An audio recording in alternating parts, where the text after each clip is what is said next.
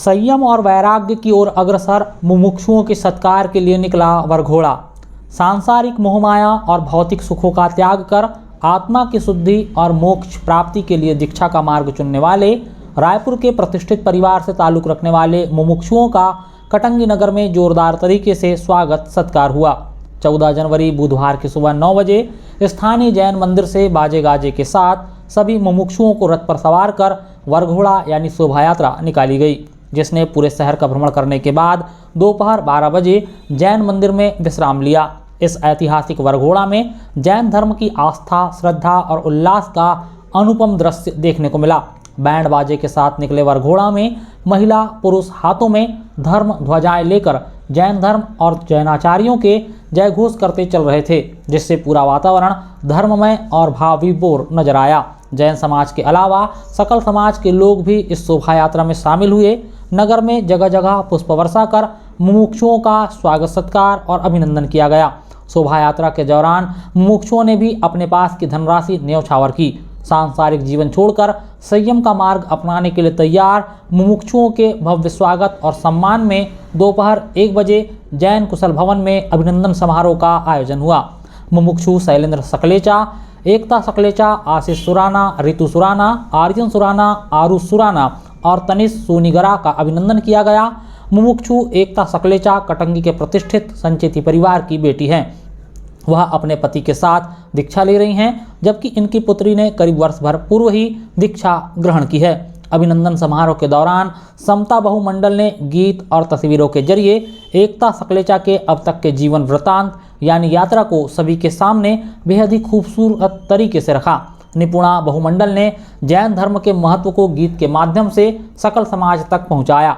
दीक्षा लेने से पूर्व कटंगी में जैन समाज ने सभी मुमुक्षुओं के स्वागत में समारोह का आयोजन करवाया।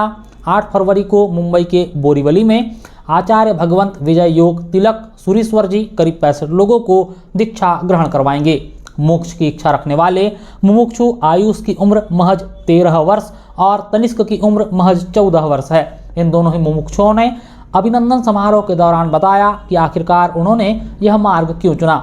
आयुष और तनिष्क बताते हैं कि रायपुर में गुरुदेव के सानिध्य में 28 तपस्या की, जहां जाने पर गुरुदेव से वात्सल्य मिला, वैराग्य का पता चला और यह भी पता चला कि जीवन में अंतकाल को सुधारा और बिगाड़ा जा सकता है। जिसके बाद उपधान तप की आराधना से उनका मन विचलित हो उठा। गुरुदेव का सानिध्य मिला और उन्होंने इस मार्ग पर जाने का निर्णय लिया। आर्यन सुराना ने बताया कि चातुर्मास और उनके पिता के संस्कारों से उनका जीवन इस मार्ग की ओर बढ़ा। वह बताते हैं कि उनका मन भी उन बच्चों की तरह चंचल था जैसा आमतौर पर होता है। उन्हें भी खेलना कूदना, मौज मस्ती करना और बाहर का खाना खाना अच्छा लगता था। पिता ने अठाई करने भेजे, फिर वहां विहार और गुरुकुलवास मिला, जहां गुरु के सानिध्य में रहकर केवल किताबी ज्ञान ही नहीं बल्कि नैतिक मूल्यों, आत्म अनुशासन और आध्यात्मिक विकास की शिक्षा मिली।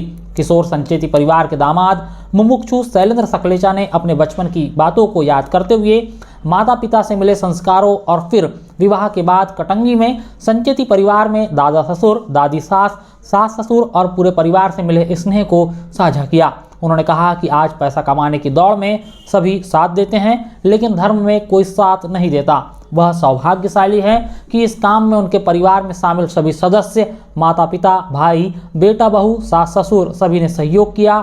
धर्मपत्नी भी उनकी इस यात्रा में शामिल हो गई। उन्होंने अपने कल्याण मित्र की जानकारी दी। उन्होंने कहा कि हर कार्य के पीछे समझ सके ऐसा कारण होना चाहिए। पैसों की दौड़ में हम परिवार को भी भूल जाते हैं। शैलेंद्र सकलेचा कुछ पलों को याद करते हुए भावुक भी हुए और फिर स्वयं को संभालते हुए नजर आए। अंत में संचेती परिवार ने सभी मुमुक्षुओं की संयम यात्रा निर्विघ्न रूप से संपन्न हो यह कामना की।